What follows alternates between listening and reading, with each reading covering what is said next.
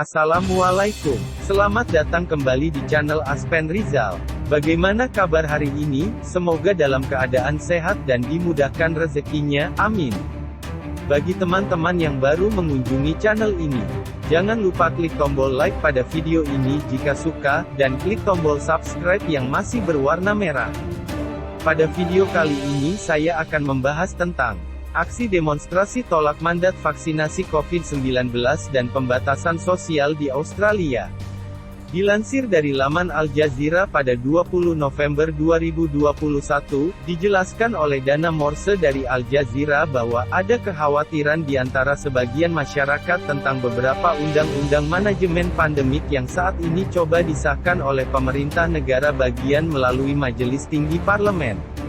RUU itu telah terhenti, tetapi orang-orang khawatir tentang jumlah kekuatan yang akan dimiliki pemerintah negara bagian jika RUU itu disahkan, katanya. Para demonstran juga meneriakkan undang-undang bahwa tidak memihak kepada masyarakat.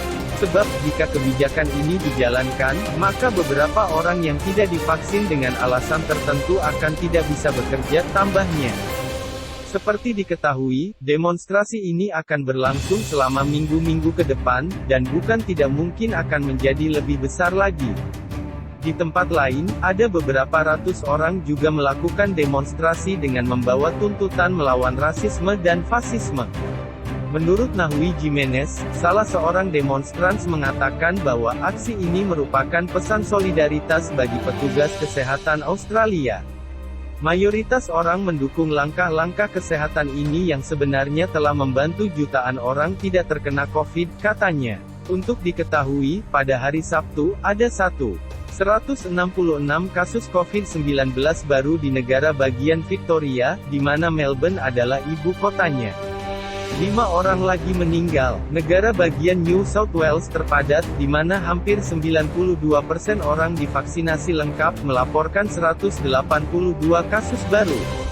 Terlepas dari wabah Delta yang menyebabkan penguncian berbulan-bulan di Sydney dan Melbourne, Australia hanya memiliki sekitar 760 kasus yang dikonfirmasi dan 7,5 kematian per 100.000 orang. Menurut data dari Organisasi Kesehatan Dunia, jauh lebih rendah daripada banyak negara maju lainnya. Inggris, misalnya, memiliki lebih dari 14.000 kasus yang dikonfirmasi dan 211 kematian per 100.000 orang. Tetangga Selandia Baru, yang juga belajar hidup dengan virus corona melalui tingkat vaksinasi yang tinggi, melaporkan 172 kasus baru. Pada hari Jumat, 83% populasi negara Pasifik telah divaksinasi sepenuhnya. Mobil polisi dibakar dan 7 terluka, demonstrasi tolak lockdown berakhir ricuh. Setidaknya 2 orang terluka setelah polisi di kota Rotterdam, Belanda melepaskan tembakan peringatan selama protes menentang lockdown COVID-19 dan mandatori pada Jumat 19/11. Demonstrasi di Pulsainel jalan mengakibatkan kerusuhan. Kebakaran telah terjadi di berbagai tempat, kembang api dinyalakan dan polisi telah melepaskan beberapa tembakan peringatan, cuit polisi Rotterdam. Dalam sebuah pernyataan di Twitter pada Sabtu 2011, polisi Rotterdam mengatakan setidaknya 7 orang terluka selama demonstrasi tersebut. Mereka tidak mengungkapkan tingkat keparahan atau sifat cedera tetapi mencatat bahwa petugas polisi juga terluka. Menurut polisi setidaknya 20 penangkapan dilakukan setelah kerusuhan. Kami melepaskan tembakan peringatan dan ada juga tembakan langsung karena situasinya mengancam jiwa, kata juru bicara polisi Patricia Wessel kepada Reuters. Kami tahu bahwa setidaknya 2 orang terluka, mungkin akibat tembakan peringatan, tetapi kami perlu menyelidiki penyebab pastinya lebih lanjutnya.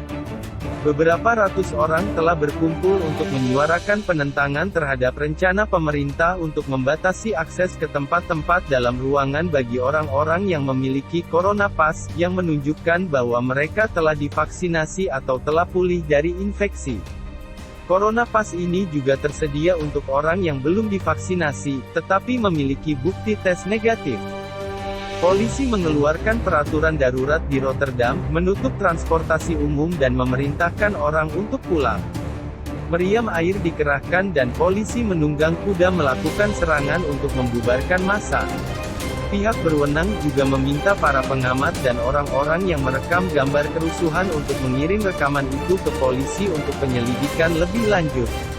Belanda menerapkan kembali beberapa tindakan penguncian akhir pekan lalu selama 3 minggu awal dalam upaya untuk memperlambat kebangkitan penularan virus corona, tetapi infeksi harian tetap pada level tertinggi sejak awal pandemi.